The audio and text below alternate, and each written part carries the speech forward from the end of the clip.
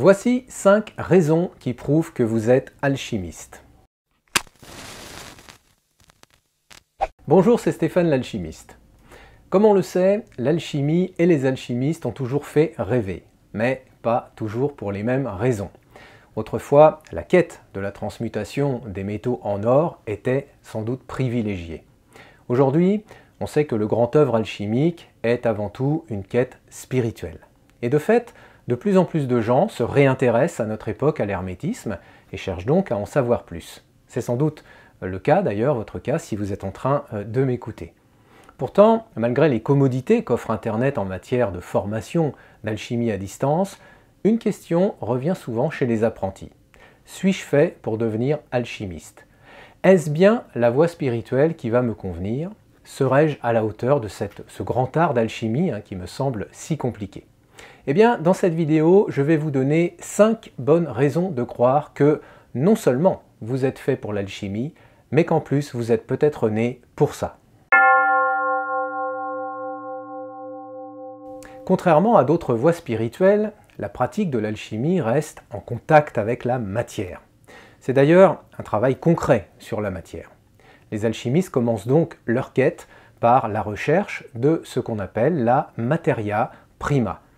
Or, cette matière, dont le nom constitue l'un des secrets de l'alchimie, se trouve nécessairement dans la nature. Et pour la trouver, eh bien, il faut avoir établi une communication avec l'environnement naturel du monde. Et pour un alchimiste, c'est la nature elle-même qui nous guide dans ce chemin.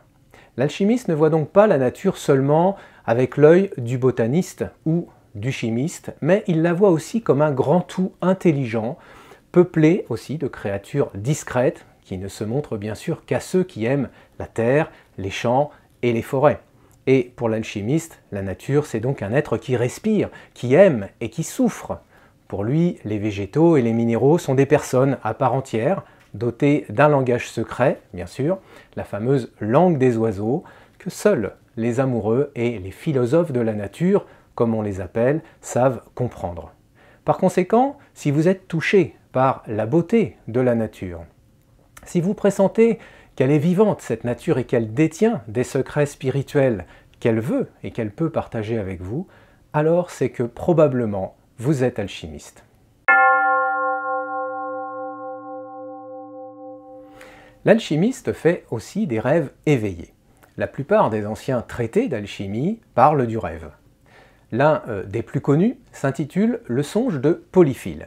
Alors il s'agit d'un roman du XVe siècle qui raconte de façon allégorique le parcours initiatique de Polyphile, donc, dans les couloirs du sommeil. Le héros s'endort au pied d'un arbre et il fait un voyage onirique extraordinaire qui le mène, selon la tradition, à reconnaître à la fin la nature illusoire de ce qu'il pensait être la réalité. En alchimie, la question du réel et des apparences est toujours au cœur du travail de laboratoire. Les alchimistes contemporains sont d'accord pour dire que la matière n'est en quelque sorte que de la lumière congelée, alors que notre perception de la réalité, par conséquent, n'est pas la bonne, ou pas toujours, et que celle-ci doit être revue et élargie pour accéder au grand mystère de l'univers. Voilà pourquoi la plupart des alchimistes sont aussi des rêveurs lucides. Ils font régulièrement des rêves conscients, comme on dit, qui leur prouvent bien qu'il existe plusieurs niveaux de réalité. Par conséquent, si vous faites partie de ces personnes eh bien, qui ont des expériences nocturnes, on va dire, à caractère métaphysique, pour moi cela prouve que vous appartenez, peut-être même sans le savoir, à la grande famille des alchimistes. Par ailleurs, il ne peut y avoir d'alchimie sans hypersensibilité. Toutes les pratiques de laboratoire requièrent des facultés de perception extrasensorielle. C'est ainsi que se dévoile la nature, quand l'alchimiste ouvre sa matière et la libère, comme on dit, de ses impuretés.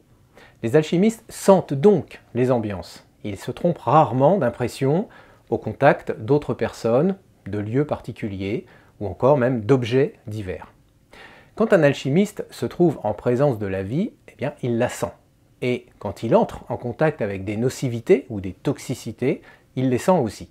C'est pour cette raison qu'il n'est pas si facile à vivre au quotidien quand on est alchimiste.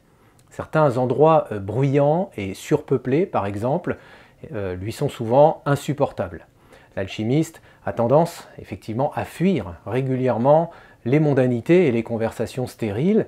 Alors non pas qu'il les juge, bien sûr, mais parce que c'est juste difficile pour lui de supporter certaines ambiances humaines. Ce qui explique que la plupart du temps, l'alchimiste a le sentiment de ne pas être sur la bonne planète.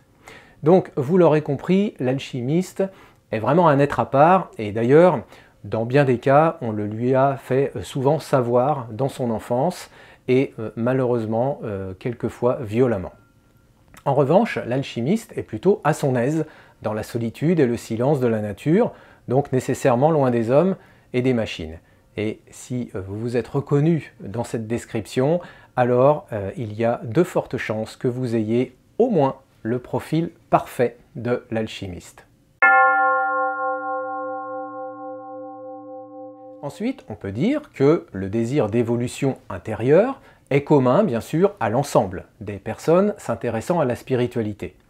La différence, c'est que l'alchimiste comprend intuitivement que sa condition matérielle est aussi importante que la spirituelle.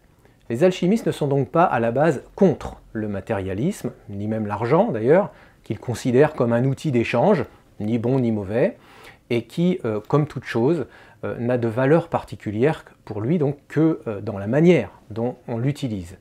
Et c'est pour cette raison que les alchimistes sont souvent désireux de faire quelque chose de bien de ce monde dans lequel ils évoluent, et ce, à tous les niveaux. L'alchimiste cherche à s'incarner profondément dans la matière et à rester bien ancré, alors les pieds sur terre et la tête dans les étoiles, comme on dit. Et c'est pour ça que l'alchimiste ne cherche pas à fuir le monde dans quelque nirvana illusoire, mais il cherche plutôt à le transformer en ce qu'on pourrait appeler un paradis terrestre auquel il croit. Et pour mener à bien cette transformation ou cette transmutation, eh bien il commence selon l'adage par lui-même. C'est le sens même du grand œuvre alchimique et de sa pierre philosophale que de transmuter la matière en lumière. L'alchimiste, c'est donc un passeur, ni plus ni moins, qui canalise l'énergie divine dans l'épaisseur du monde. Et si cette vision vous parle, eh bien, c'est que, là encore, vous êtes probablement un alchimiste, qui s'ignore peut-être. Alors peut-être avez-vous une passion naturelle pour l'alchimie et les alchimistes. Peut-être encore l'iconographie et les symboles hermétiques vous fascinent.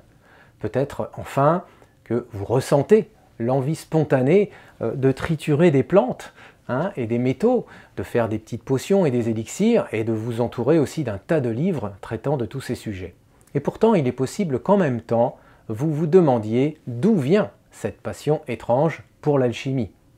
Eh bien, comme vous le savez peut-être, nous sommes le produit d'une longue lignée familiale. De croisement en croisement, celle-ci, on peut l'imaginer, remonte facilement jusqu'à la nuit des temps. Et quand on constate qu'on est attiré naturellement par l'univers de l'alchimie, alors on peut à juste titre se demander combien d'alchimistes ont pu peut-être traverser notre lignée. Combien d'initiés, peut-être encore, ont-ils porté à plusieurs reprises le nom de notre famille? Alors contrairement à ce qu'on pourrait penser un petit peu rapidement dans les milieux du New Age, il n'est pas utile à mon avis d'aller chercher la réponse dans quelques hypothétiques vies antérieures. Notre inclination naturelle pour l'art d'alchimie découle plus probablement à mon avis de vieilles mémoires ancestrales qui reprennent vie à travers nous parce que nous sommes sur Terre pour parfaire un grand ouvrage, un ouvrage qu'on appelle le grand œuvre alchimique et qui n'a pas attendu notre naissance pour démarrer, bien évidemment. En réalité, la tradition alchimique nous apprend que ce processus, précisément, a débuté il y a bien longtemps, dans notre lignée familiale, et que c'est donc une charge que nous avons à relayer, dans un premier temps, à parfaire tout au long de notre vie, et à achever peut-être si la divine providence le permet. Donc, si vous avez le sentiment d'être héritier ou héritière de cet engouement pour l'alchimie, et que, intuitivement, vous n'êtes pas tout à fait à l'aise avec cette histoire pseudo-orientale sur la réincarnation, sur laquelle je reviendrai d'ailleurs dans une autre vidéo pour clarifier ce point. Donc, si vous avez l'intuition d'avoir juste à continuer, plus simplement, le travail alchimique commencé par vos ancêtres, c'est donc que vous êtes né, mais surtout bien né, j'allais dire, pour devenir alchimiste. Alors bien sûr se pose la question à ce stade de savoir comment devenir alchimiste. Parce que, comme le disait Georges Brassens, un don sans technique n'est qu'une sale manie. Donc il ne suffit pas de savoir que ça nous intéresse et qu'on est fait pour ça, encore faut-il l'apprendre. Or, il se trouve que, comparativement aux époques reculées, et malgré son imperfection, je pense que nous vivons quand même dans un monde formidable dans lequel l'information est reine et où chacun finalement peut apprendre absolument tout ce qu'il veut dans tous les domaines en quelques clics, y compris, et ça c'est la nouveauté, celui qui nous occupe aujourd'hui, c'est-à-dire l'alchimie. Et c'est, il faut bien l'admettre, une première dans l'histoire des mondes que de telles connaissances soient à présent disponibles en clair et pour tout le monde, si tant est bien sûr qu'on s'en donne les moyens et qu'on sache aussi discerner le bon grain de l'ivraie parmi ce foisonnement d'informations souvent contradictoires, il est vrai, et c'est un petit peu l'envers de la médaille, je crois.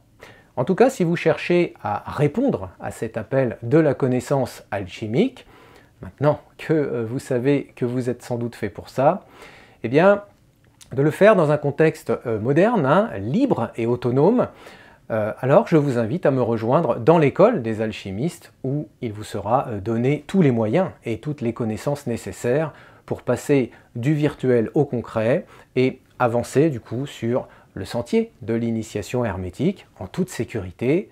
Et comme vous l'avez compris, personnellement, je ne suis pas seulement né pour faire de l'alchimie, mais aussi pour l'enseigner, semble-t-il, et c'est ce que je vous propose de vérifier en tout cas en visitant le site de mon école, dont vous trouverez le lien ci-dessous, et en vous inscrivant aussi, pourquoi pas, à ma liste de contacts privés pour recevoir régulièrement des informations confidentielles sur l'alchimie et les sciences occultes et traditionnelles en général.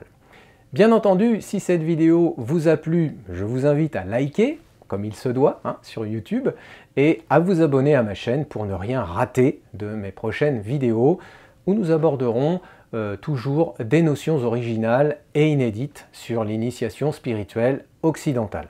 Je serai enfin ravi de lire vos témoignages ou vos réactions dans les commentaires ci-dessous. À nouveau, merci pour votre attention et à bientôt pour de prochaines autres révélations.